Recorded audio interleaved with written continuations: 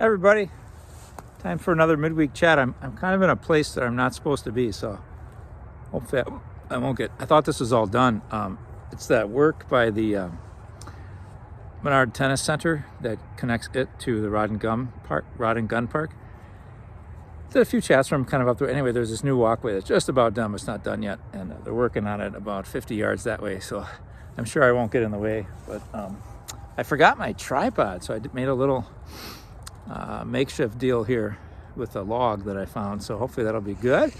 Got a bunch of Parish news, a bunch of other stuff. Should we start with Parish news? Okay. So, you want to go caroling with the school community? You can. Friday, December 8th, they're going to gather around 4:45 and then walk around. Mrs. Havener is inspecting a lot of people, but she's got a good trick, so it's less work. She just want to have hot cocoa, but mixing all that can be a lot of work and heating up the water. So someone suggested to her, I pass this on to you, that just buy a couple gallons of chocolate milk and heat it up.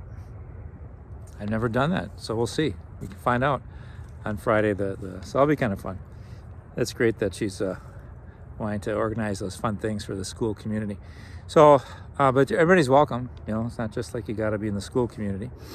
RE news, I got a bunch of stuff. Kelly's going to hide a candle each week for Advent.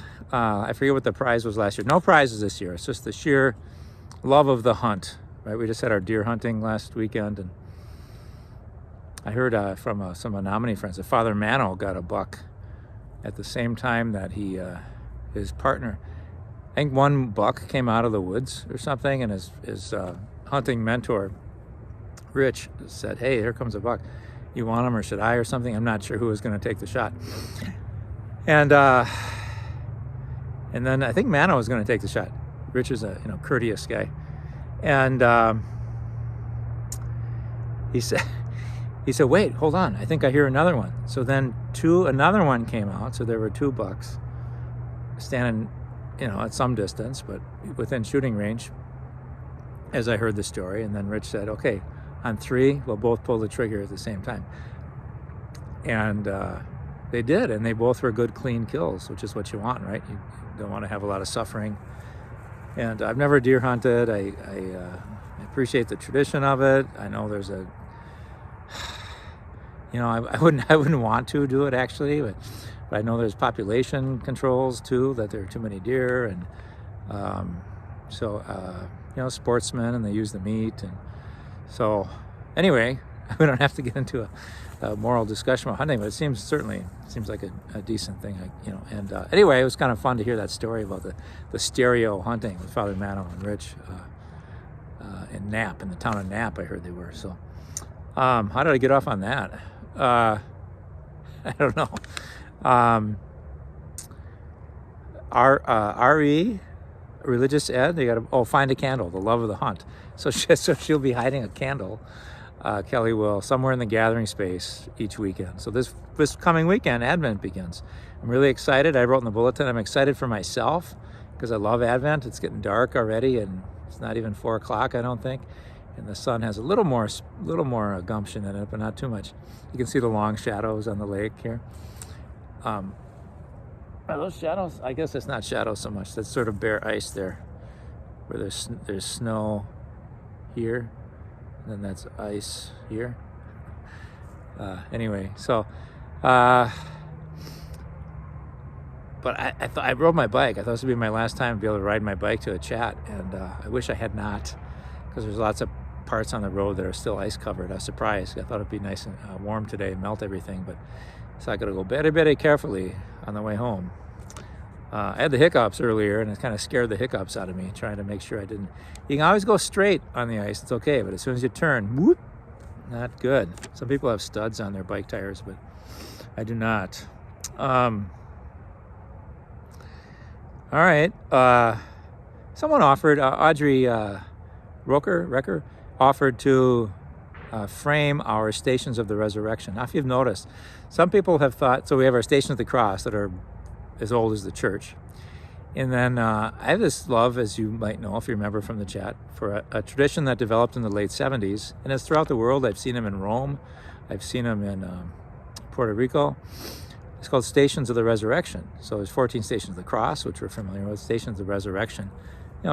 Jesus appears to Mary in the garden. Jesus encounters Thomas, and he elicits his faith. The doubting Thomas, that story, or Jesus sends the Holy Spirit. It's like 14 moments after the resurrection. And thanks to Kelly, we have them up in our church. But, they're getting a little bent. They've been there a while. I don't really want to take them down because I like what they stand for. But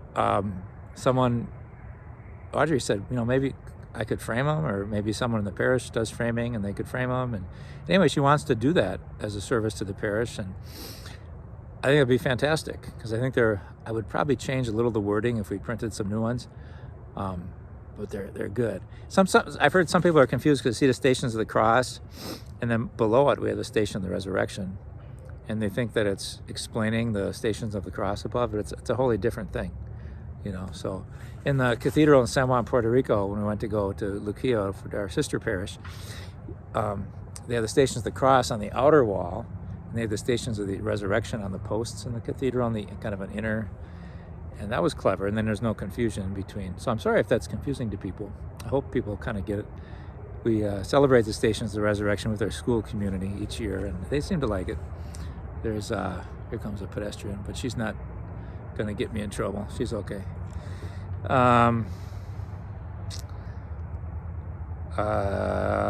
Christmas is coming up because Advent's coming up. And we will be taking collections if anybody wants to offer. When we're aware of some people that could maybe use a little help, buying gifts for their kids, that kind of deal, we have an account, and if people want to contribute to that, it's a way that you can do that. We made a little appeal to the charity because we were having some trouble. We're worried that we're running out of money because it costs us quite a bit each time we serve at the community table. $125 a pop, so it starts getting eaten up. But there were some really generous gifts that came in after we mentioned that, so that's good. But if anybody wants to put in for these, we'll buy gift cards to various stores where people can buy gifts, it'd be a nice thing. I know it's appreciated by the recipients. I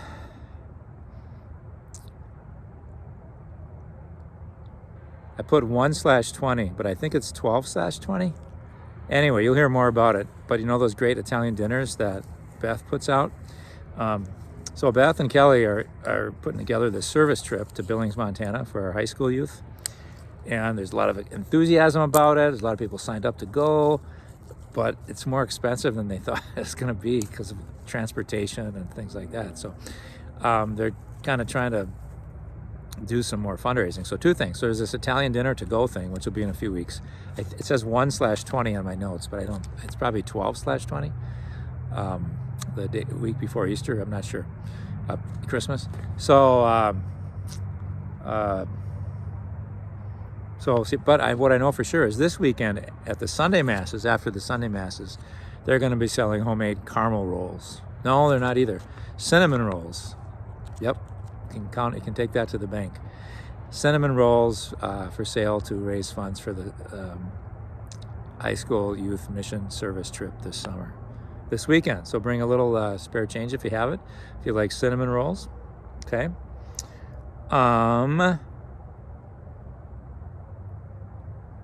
Advent Family Night will be not tonight, but a week from tonight at the Religious Education Night. And they will be making, I think I'm going to give a little fervorino about the Advent season when they gather in church. And then they'll break off and they will make Advent wreaths for their homes,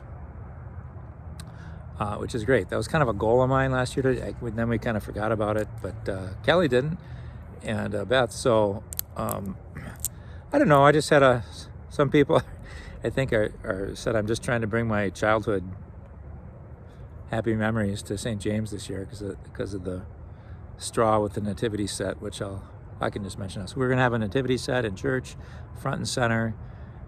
The crib will be empty in the beginning. There's a bucket of straw there.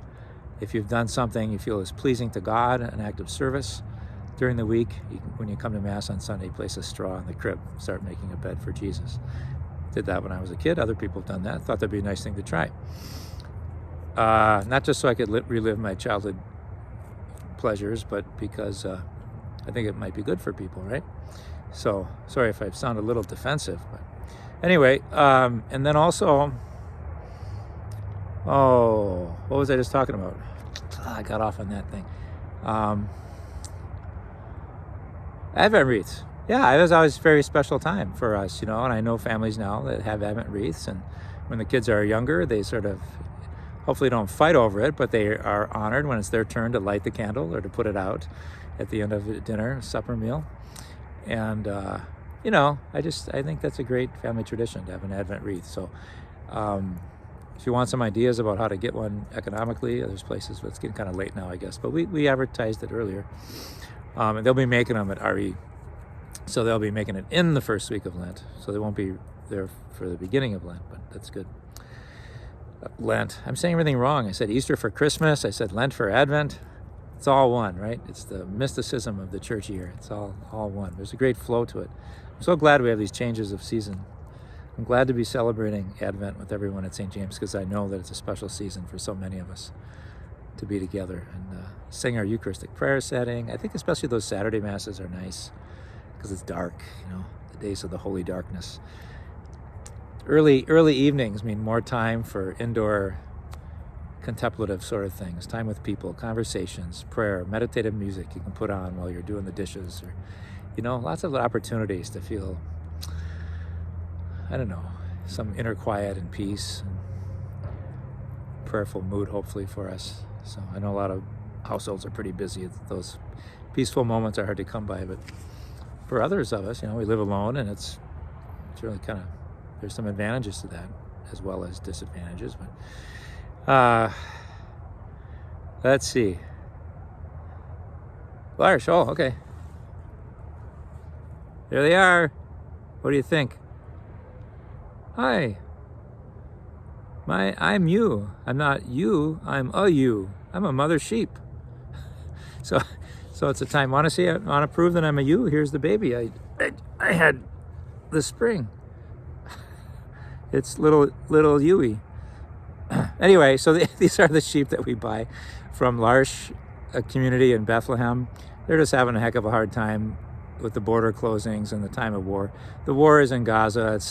I think it's 70 miles away from Bethlehem, but Bethlehem's in the West Bank, and usually there's it's never easy to get in and out of the West Bank, but now especially they just close the checkpoints rather than make it difficult. And as a result, they're not able to go out and sell their goods in Jerusalem and Ramallah, places where they make money to support their community where they live and minister to people with intellectual disabilities. And so we bought some of their stuff. I don't think we had any huge, big bottles. This is the bottle I had from last summer. The olive oil, it's in a nice woolen sheath that's made out of the Bethlehem sheep, right? Descendants of the sheep that breathed upon the Lord Jesus in the manger. And but we have smaller ones. They thought for Christmas, because this was $40. If you're really a good person who uses the olive oil, it's worth it. But if people want a gift that's maybe a little more affordable, we have smaller bottles that we'll be selling for $20 and $30. Then a bunch of other stuff. And we got religious goods from my friend Alfred. I say friend loosely, but we're friendly, and he knows who I am, and I know who he is, and we like each other. And he's so grateful that we bought some of his things that we could sell, because, again, his shop is closed because of the war. And got to support the Christians in the Holy Land. It's just, they're very precarious lives. And so this is one way that we're doing that. And then Majdi in Bethlehem has a shop that gets no business now. And so it's I haven't talked to anyone there in a little while, but we finally got everything. We just got the L'Arche sheep and things on Monday. So nip and tuck. Customs held it for 11 days in Memphis, and they confiscated some things they didn't think were safe. Nice little welcome signs made out of olive wood and sheep. I don't want, they got to do their jobs, but we've had them before delivered, and people like them. I have one at my house. So it's too bad that we didn't get the whole order, but there's plenty of great things to choose from. So that'll be this weekend and the following weekends. Thanks to Gail and Sharon and Rita for coordinating that for all of us.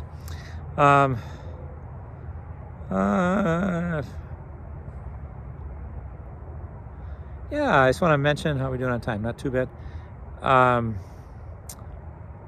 I mean, how many of you knew Joan Myers? She was a great woman of the church here in Eau Claire. She taught, I think, speech and communication at UW Eau Claire, and she was just a staunch member of the Newman community parish. And I got to know her when I was there, and many walks with Father Shavs and her and me. George had this loop, and she was usually the three of us on a Sunday afternoon. And I don't know, she was a poet. I was able to celebrate her funeral. Father Dan there presided, Father Lindner preached, and it's just not a lot of people there. You know, you get older and you sort of, your friends go on, and she hasn't been able to be in the church much since COVID, and then she died a month ago.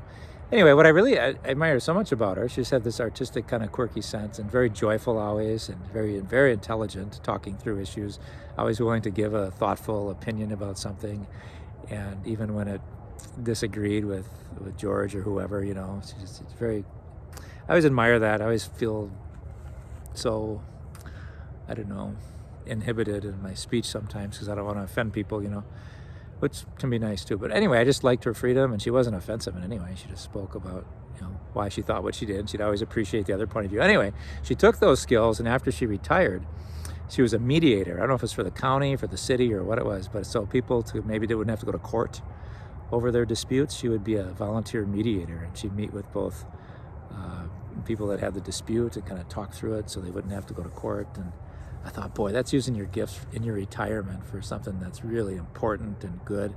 You know, blessed are the peacemakers. They shall see, they will be called children of God. And so it is with Joan, and I suspect. And she liked the chat. So I appreciate her support over the years. And I think she's looking down on us now, right? So good, appreciate her. A few things about Pope Francis, a few things about Jimmy Carter and Rosalyn Carter. So Pope Francis is not well. He's not, I don't think, dying, but you know, who knows? He's older. How old is he now? I forget. He has a birthday, I think, like December 17th or something. Is he gonna be like 86 or something? I'm not sure how old he is. 85? I don't know. But he has a lung infection, I think. So he was so excited to go to Dubai for the World Environmental Awareness conference. Hopefully they'll have good music too. But and you know, anyway, I think at last minute his doctor said, "You just can't go, don't go." And so he relented, but with great sadness. So I pray for him and his health. A little bit. I don't want to stick my foot in the mouth but in case you've heard. So Cardinal Burke, who was our bishop in the 90s, like roughly 95 to 04 or something like that. He didn't ordain me, but I was ordained in 92, and I think he came in 95. But he's always very kind to me. He's a very kind man.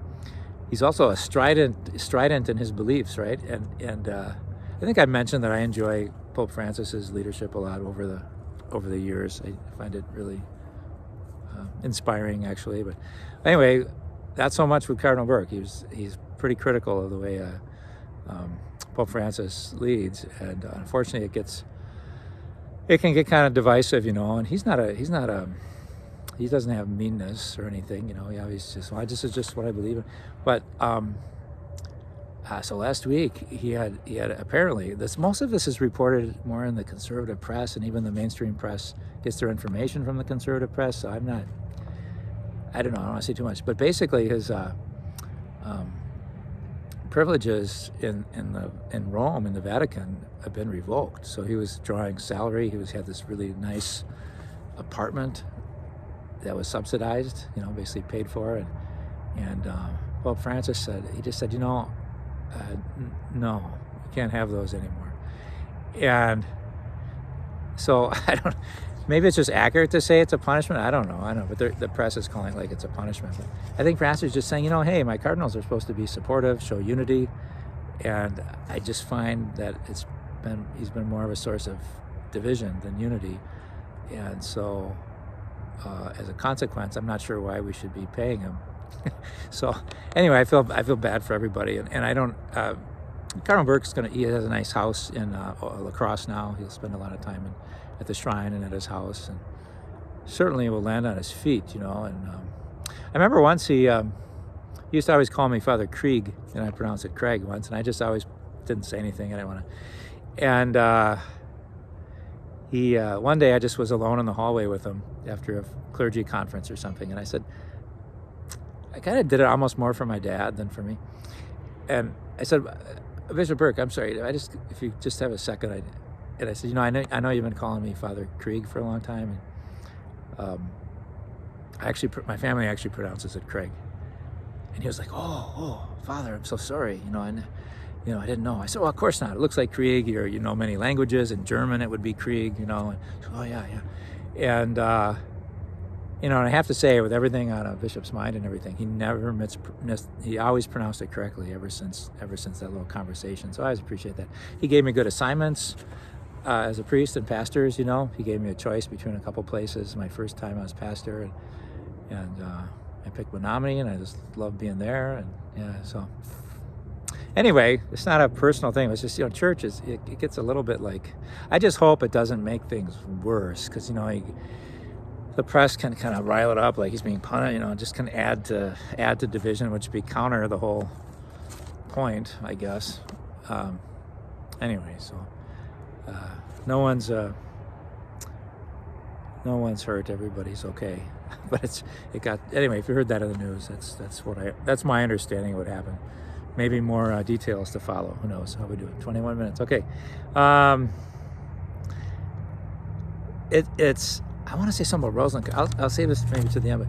So it's the 800th anniversary. We're making a big deal at St. James this year. 800th anniversary of the creche, the nativity scene. The first one was established by St. Francis of Assisi in 1223, and I think it was live with a real baby and a mom and a dad and animals, and he had this love of Christmas, the love of the nativity scene, and the way that the child Jesus in his poverty entered the world.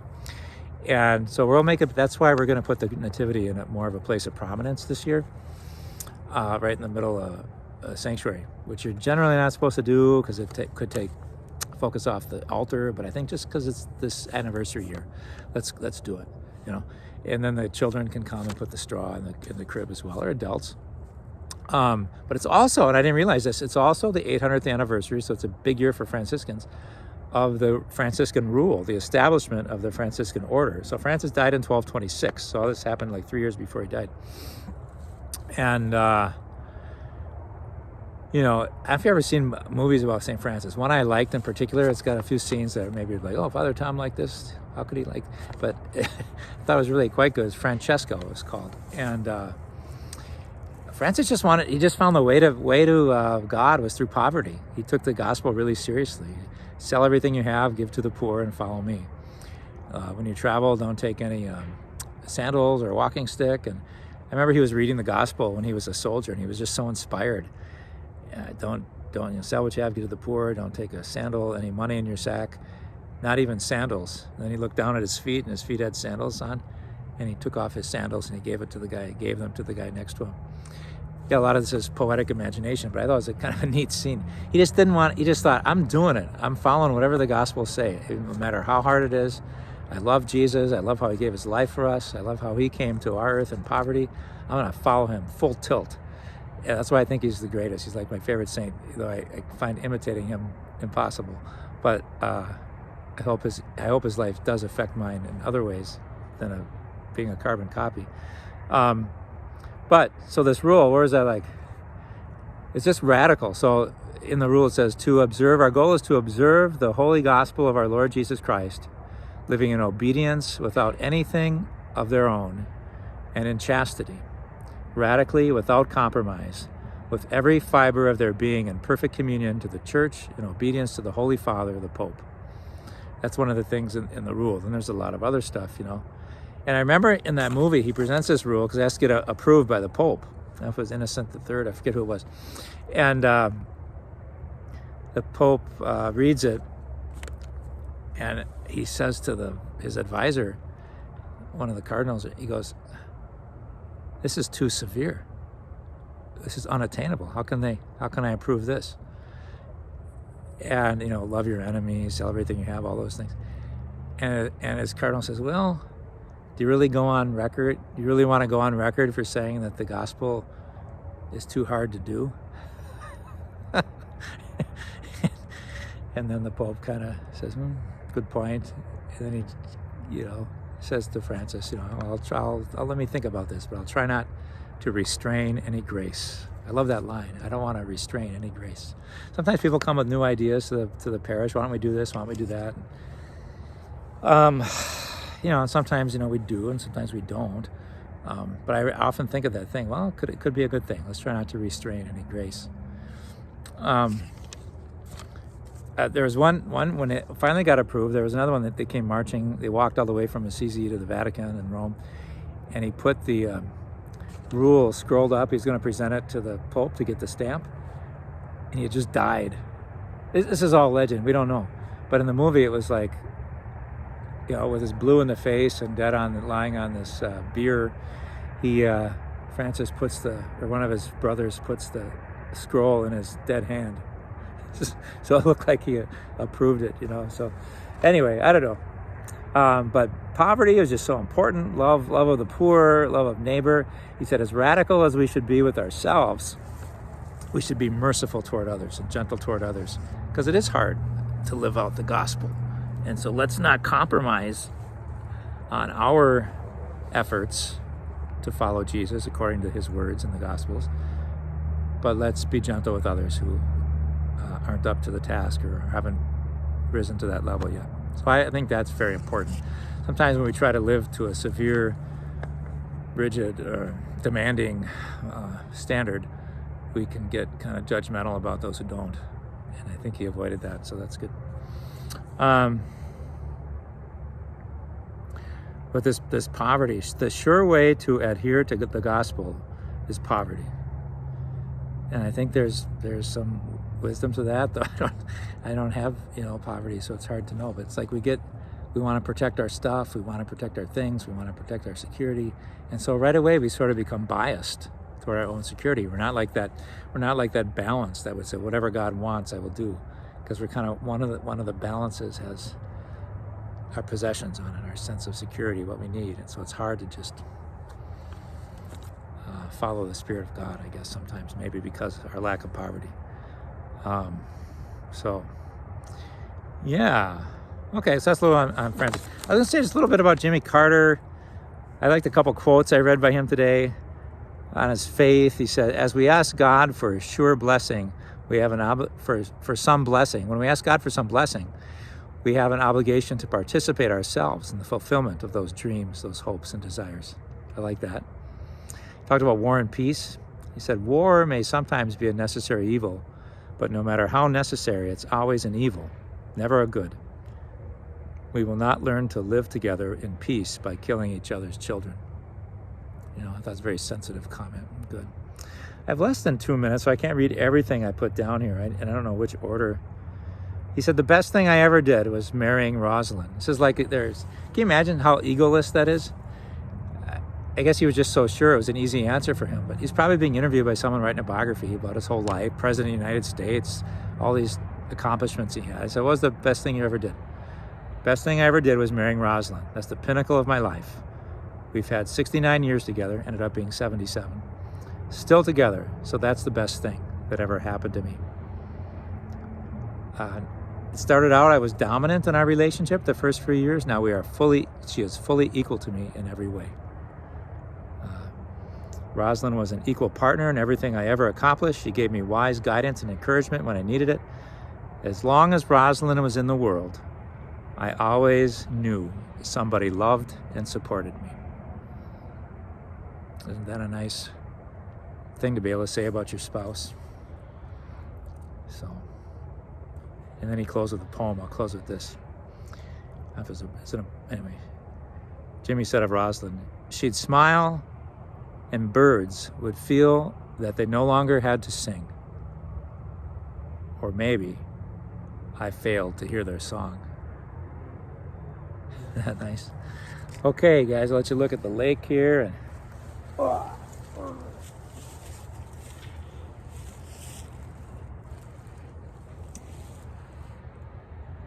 whose love is forever, whose love is forever, whose love is forevermore. God bless you, everybody.